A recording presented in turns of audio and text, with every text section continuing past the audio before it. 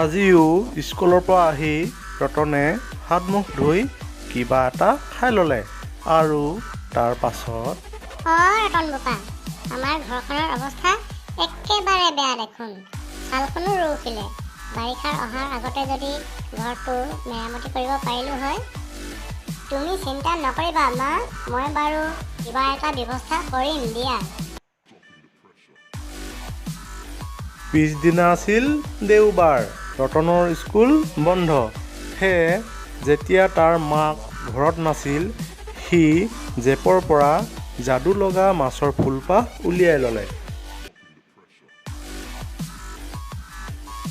আমাৰ ঘৰটোৰ অৱস্থা একেবাৰে বেয়া। সেয়েহে আমাৰ বাবে এটা নতুন ঘৰ সাজি দিব লাগে। এই বুলি কোৱাৰ পিছতেই ৰতনে আগৰ দৰেই আকাশৰ পৰা অহা এটা মাত শুনিবলৈ পালে। তোমাক বাৰু এটা ঘৰ সাজি দিয়া হ'ব, কিন্তু তাৰ বাবে তুমি পঞ্চম শ্ৰেণীৰ পাঠ্যপুথিত থকা ফুল কোঁৱৰৰ গীত নামৰ গীতটো গাই শুনাব লাগিব। ৰতনে অলপো পলম নকৰি ফুল কোঁৱৰৰ গীতটো গাই শুনালে। ফুল কোঁৱৰৰ গীত। কাঠৰ পক্ষী ঘূৰা যে উটি চৰিলে, উৰি যাওঁ কৰিল। ছমাহৰ বাটকে যায় একেদিনে মালিনীৰ বাৰীতে পৰিল। কাঠৰ পক্ষী ঘূৰা এৰি ফুল কোঁৱৰে ভৰিৰে মাৰিলে টিপা। সেউতি মালতী তগৰ গুটি মালি সবেও ধৰিলে শিপা। কাঠৰ পক্ষী ঘূৰা এৰি ফুল কোঁৱৰে মুখেৰে বজালে হঠা। সেউতি মালতী তগৰ গুটি মালি সবেও ধৰিলে পোখা।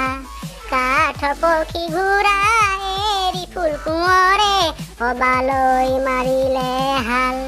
সেউতি মালতী তগৰ গুটি মালি সবেও মেলিলে ডাল।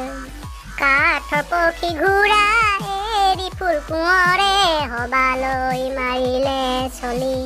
সেউতি মালতী তগৰ গুটি মালি সবেও পেলালে কলি। কাঠৰ পক্ষী ঘূৰা এৰি ফুল কোঁৱৰে সবালৈ মাৰিলে হুল। সেউতি মালতী তগৰ গুটি মালি সবেও মেলিলে ফুল।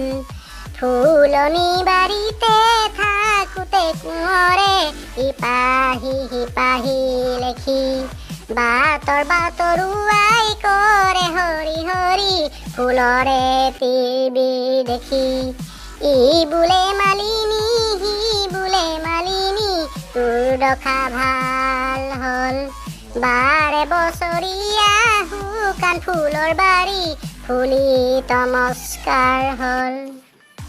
গীতটো গোৱাৰ পিছতেই আকাশৰ পৰা ভাহি অহা মাতটো নোহোৱা হৈ পৰিল আৰু ক্ষন্তেক পিছতেই নিজে নিজেই এটা সুন্দৰ ঘৰ তৈয়াৰ হৈ গ'ল।